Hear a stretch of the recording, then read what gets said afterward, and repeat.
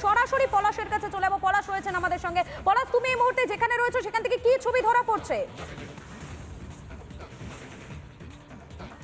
পলাশ, আমার কথা শোনা যাচ্ছে?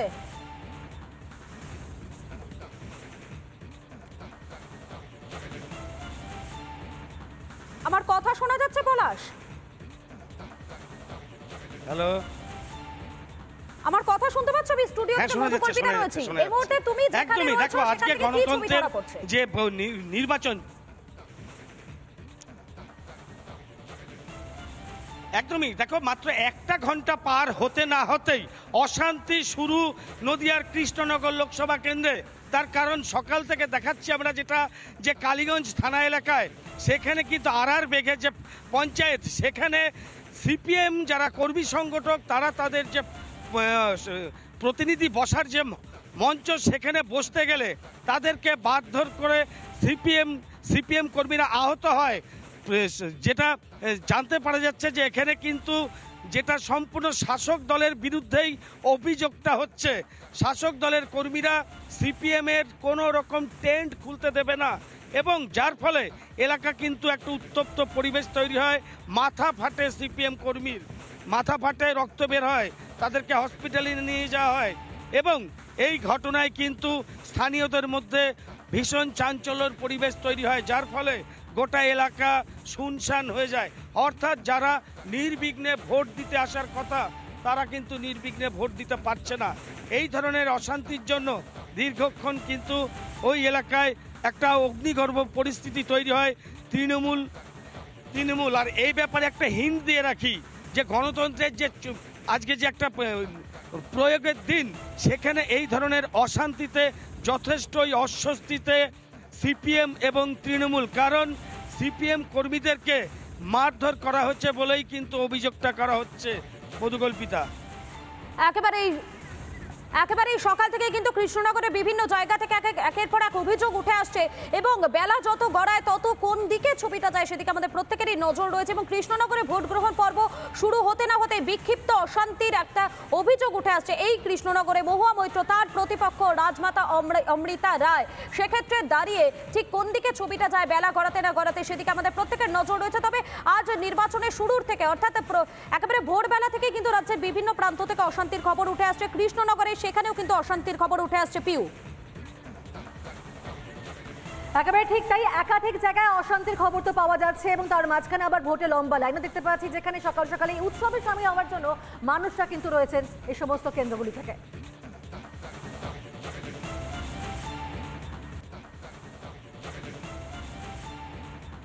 আমার কথা শোনা যাচ্ছে পলাশ?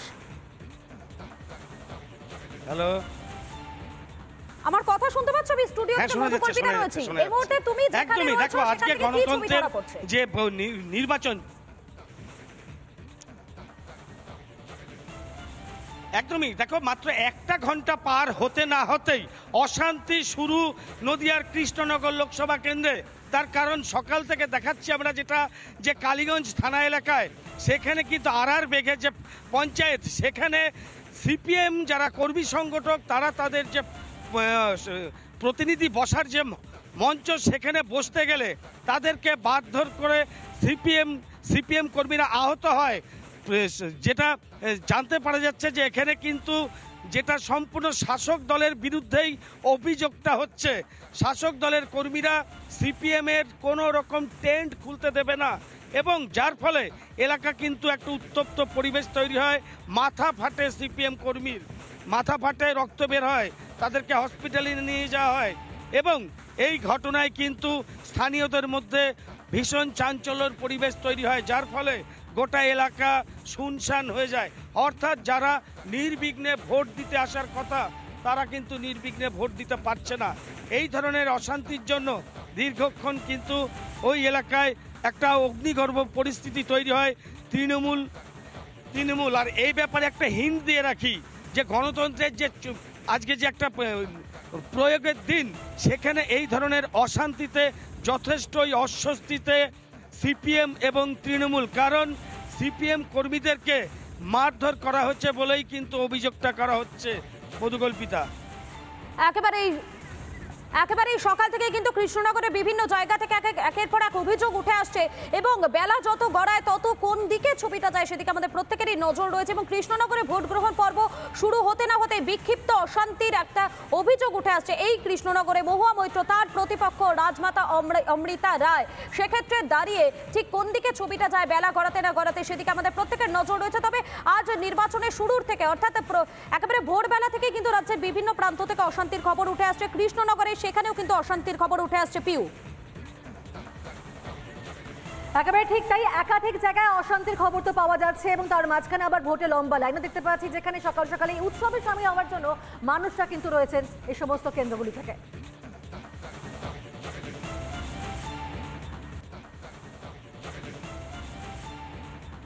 আমার কথা শোনা যাচ্ছে পলাশ? হ্যালো, আমার কথা শুনতে পাচ্ছ? আমি স্টুডিওতে মধুকল্পিতা রয়েছি এই মুহূর্তে। তুমি যেখানে রয়েছো দেখো আজকে গণতন্ত্রের যে নির্বাচন,